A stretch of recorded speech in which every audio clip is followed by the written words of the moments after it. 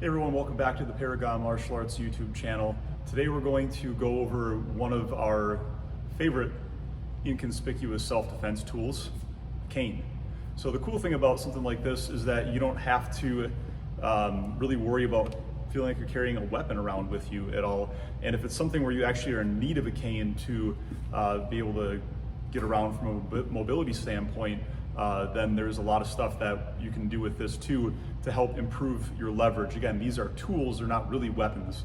So this is just a way that we can help multiply force a little bit so that you can get a little bit more out of whatever effort that you're putting in, because honestly, 90% of the time you're gonna have a bigger, more aggressive attacker that is going to be targeting you for whatever the reason is. So we're gonna run through a few things here real quick. We're gonna start off with some really simple controls. So first of all, the grip on the cane here is gonna change between holding it in the crook and holding it on the handle on a few of these. So we wanna watch kind of for that as we're going through. So the first couple that we're gonna start with are blocks. I'm gonna run through a basic set where you can practice some of the movements, but then once you have the movements already practiced, free flow with them a little bit, try and add them in some different places. If you happen to have like a kicking bag or something like that, you can practice some of the strikes on there as well. This is gonna be a really basic overview, and then we'll eventually go over some more like actual self-defense techniques with this. So starting off, really simple, holding it in the crook of the cane control would be just spinning it forward and backwards. Now, get comfortable moving around with this a little bit because stuff like that happens when you're not paying attention to what you're doing. You smack yourself in the leg. So we don't want to have that happen and smack yourself in the head. You can also practice changing directions with this too. So it's not just forward and back with the cane this way, but it's also changing directions here and getting used to using it in different ways where maybe you have to do a quick transition to grab here for a block really fast because someone might throw a punch at you, right? Or someone might be throwing a kick at you and you want to have that block set up and ready to go because we're not always going to be hanging just onto this part of the cane here. So the next thing we're going to go through after you have some of these basic controls down and you get comfortable moving around with the cane a little bit here is we're going to go through a basic, more or less like striking set that looks like a form. I'm going to practice. I'm going to show you in a straight line, show you from an angle in a straight line.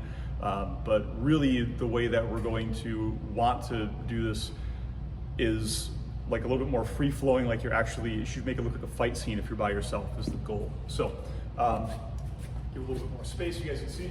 So first thing we're going to start off with, blocking. 1, 2. Okay, this is just kind of a universal block. If you need to reinforce it, you can. So there's our 2 blocks. The next thing is continuing to use my whole body for this. I'm going to do some shorter range strikes. 1, 2, here. Bring it around. 3, 4. Longer reach. 5, 6. This is a strike down to the foot. Slight slide down of my hand here. We're going to lift up. This is a pop up here. I'm not just picking this up. It's a strike to the groin. Okay? We do a quick jab. Jab again with 2 hands, and then extend here. Reach all the way back to the end. Hit with the back of the cane. Notice the level of the cane. Not here, not here. If you're off a little bit, this is going to tend to flip up, and you're losing some force. You want to impart that to the target. Come up. 1, 2, strike, so under the chin, to the hips, strike to the head, another strike to the head, hooking with the crook of the cane, the back of the neck, drag, hook around the foot, drag, and then the last one is where the controls come in really handy. We're going to tuck this underneath, both hands on the cane, reverse thrust here. Okay. One more time from the side.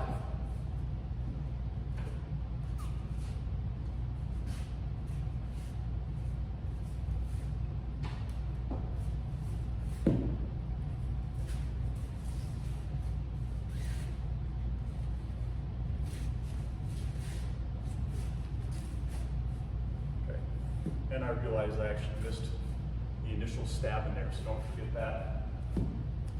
Hit, stab, 2, 3. So there's actually 3 of those. That was my fault. There's a really basic set that you can practice. The biggest thing to keep in mind while you're doing this is that we're never staying in one place. Even with the blocks, I am moving offline. If there's a punch coming at my face, I don't want to rely just on this tool to block. In case I miss it, I want to be off the X. So here's where I'm starting. I'm getting off to the side. Here, keep this other hand up for whatever you need. If you have some time, you can actually pop this up here. There's another alternative way of holding the cane that I actually picked up from one of my friends when we were doing some training. Is here, you flip the cane around, and it's not as easy to do on all surfaces, but you just basically roll that through your hand here, and you have the cane the other way. So if you do need to block and hook, you can hook that right away as well. So great tool to take with you. You know, think about things like if you were getting on an airplane to go somewhere. I actually made the decision of not taking mine to Arizona. I tested for my 3rd degree black belt. Kind of wish I should have, because I was walking through the airport. I'm 6'2", I don't fit on airplanes very well. My knee gave out when I was walking through the airport once I got to Arizona, so might have actually been nice to have this. Some little strategies too, if you are going to think about using this for a tool to take around with you somewhere, don't walk around with it like an accessory where you're sitting here playing with it and stuff, right? Also, don't make yourself look like a complete cripple. You don't want to invite trouble, but you also want people to think that you're able-bodied enough that, you know, you might be able to do a little bit of something. Maybe you just have a little bit of, you know, something going on with your ankle, keep a little bit of pressure off of it. Doesn't really matter what side you carry the cane on, but just make it look like you feel a little bit natural walking with it. So that if you're, you know, doing anything, you know, get used to doing stuff like this when you go to grab things. Because if you had a cane with you all the time, you'd probably be likely good at some transitions like that. You know, hooking it here, you know, hooking it here to go do something, use with 2 hands somewhere it's quickly accessible. In case you did need to quickly use it, got a bag right off to the side here, right? All of a sudden, you know, you're here doing something, typing, there's an attacker right there. Just quick, do a thrust. I don't know if you guys can, it's probably out of frame where the tie bag is over here. So, you know, obviously you can see how much more reach we get with this. So it's a nice little piece to have. So it's a fun little tool that we play around with a little bit. It's a black belt requirement. We start playing with it a little bit lower ranks than that. But it's another good thing to have. It can be a like slightly longer stick, or, you know, some staff stuff works with this as well if you have some experience with that. But there's some basic things that you can kind of play around with this on. I actually picked these canes up from they're walking sticks.